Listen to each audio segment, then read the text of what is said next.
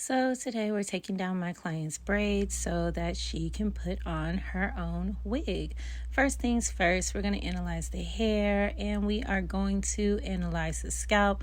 We are asking her all questions about the things that she's done in her maintenance.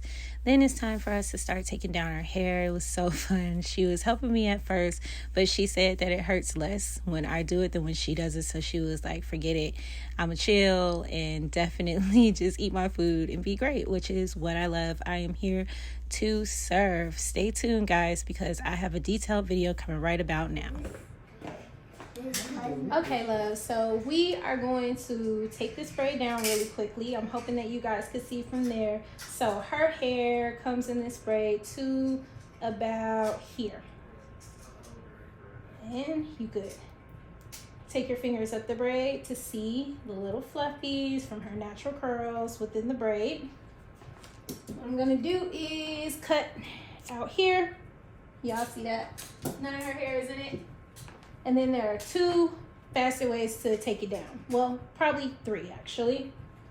Take right in here, pull, see where you feel some slack at, and then you can just pull that out, and now those ends are down. Some people do this all the way up the braid. I mean, it's not my favorite to do because I just feel like it starts getting a little tangled when you do it that way, and I don't have as much control out of it. Now, if I could just take it from up here and slide it through and it come down, that would be A1. But I haven't figured out how to do that yet, y'all. So the other way you could do it is, remember earlier when we sharpened our comb? We gonna stick this right here in these little grooves. So you just gonna go in there. You could go one by one, two, maybe three. Oh, can we get four? We did four. And then just bring it through like this.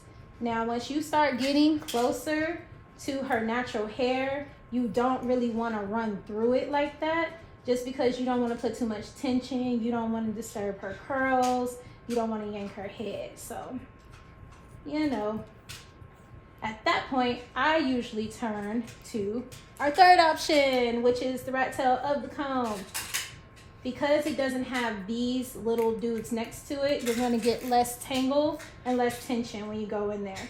And you're just going straight to the middle, sliding it through, making sure that you're keeping your tension and that you are holding their braids right behind it, because you don't wanna pierce through their hair to their head. You wanna be stable and use your hands as your shield. And you're holding this braid, that way it's not tugging on her new growth down here.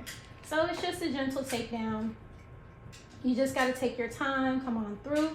This hair right here is the extension hair. You're taking that out as you go, otherwise it'll tangle up down here somewhere. And just keep on going through, guys. It's just as simple as that.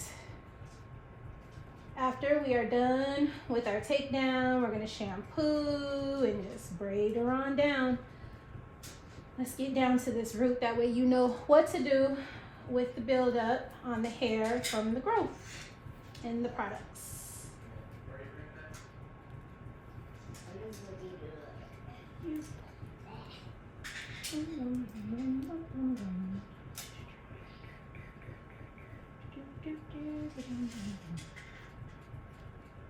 Go.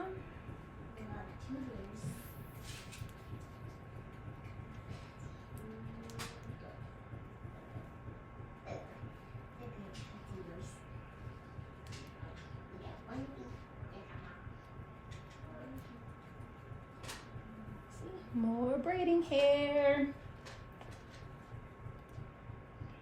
These were small knotless braids that I'm taking down. I'm not the one who installed them, but I am the one taking them down. And they were done well. They are done nice. They lasted her a nice little while. Kudos to the stylist who did these good old braids. So once you get down to the root, sometimes you're gonna have residue like this. Sometimes it's a little bit thicker, like in here. Other times it's a little thinner. But once you get down there, we'll go with this one because it's thicker. It'll probably be easier for you guys to see. You want to start at the end of that and just loosen it up, okay? You don't want to slide it too far through the hair. If you are going to come through the hair, be very gentle, very nice. Get that shedding out. Do your thing. That way when we use our clarifying shampoo, it's gonna shampoo all of that residue out. That's why you don't wanna just use moisturizing shampoo. You want clarifying shampoo. Clarifying shampoo cleanses your hair. Moisturizing shampoo just moisturizes it. Yeah, water always does the trick. Yeah, it'll knock some dirt out, but if you really want that good cleanse, clarifying shampoo is your friend. But it can be drying, and it's going to strip your hair of everything. It's going to strip it of all its oils and everything. So after it, you must, and I mean you must, use a hydration shampoo. Especially if your hair is already drier, you are an ethnicity that doesn't naturally produce a lot of oil on the scalp, always use your hydrating shampoo. But yep, guys, that is it. That is all for this short takedown video. I hope that it helped. Quit snatching your hair out, guys. Love you. Bye. I would say 8 out of 10 times the client's hair is pretty dry after it's been taken down. Ways to avoid that is by using rose water. So spritzing your hair with rose water while it's in the braids and then wrapping it down at night. You can also use the braid sprays, but I found that rose water works the best. And then pairing that with like oils and things of that nature. We're talking grapeseed, we're talking mixtures and whatnot. Well, now it's time to get to shampooing. You want to rinse very well to get most of the debris out and use a clarifying shampoo. Clarifying shampoos are definitely going to strip your hair of everything, but you will be clean. Then you want to use a hydrating shampoo to put some hydration back in your hair. Anything that's humectic and amazing like that is great. That way you can also get moisture from the air around you. There's moisture everywhere. You're going to rinse that out, and you are going to use a moisturizing conditioner as well. We stay in Arizona. It is extremely dry out here, so moisture is literally vital. It is queen to keep your hair. Yeah, she's in LASHDAE Beauty Bar, my home beauty bar, where you can see her little one kind of running around. The conditioner is still in her hair, so I get a wide tooth comb, like a big sturdy one, and start detangling and parting and detangling. That way I could get the conditioner all the way through. It's processing during this time, and the rinse out is just easier.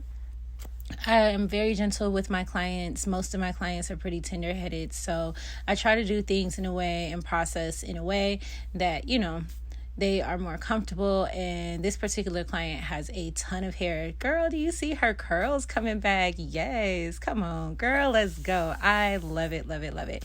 Admire all the hair that you took out their head because you worked hard on that.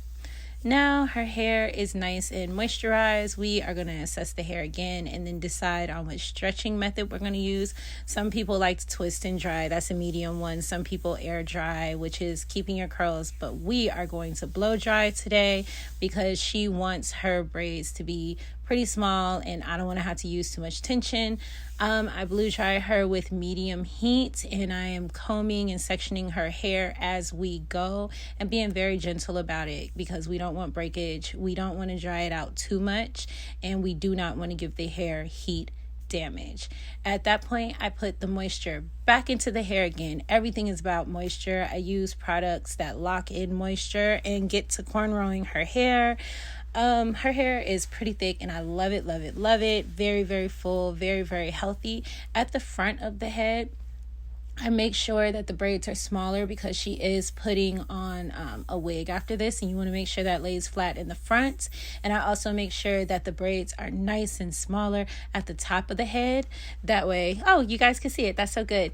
That way, her wig lays nice and flat. I do this pattern because I found it's most supportive and they don't get breakage in the front this way. She does not like her baby hairs in her kitchen put in these braids, honey. She says no. My mother is the same way, and I'm totally cool with that. She would rather have them put in a big braid in the back and just tucked under. She didn't want it like sewn down or anything.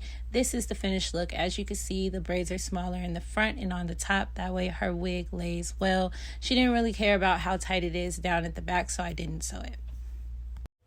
Please subscribe, share, and ring the bell for Daetriel, aka LASHDAE, your motivation mommy. Bye.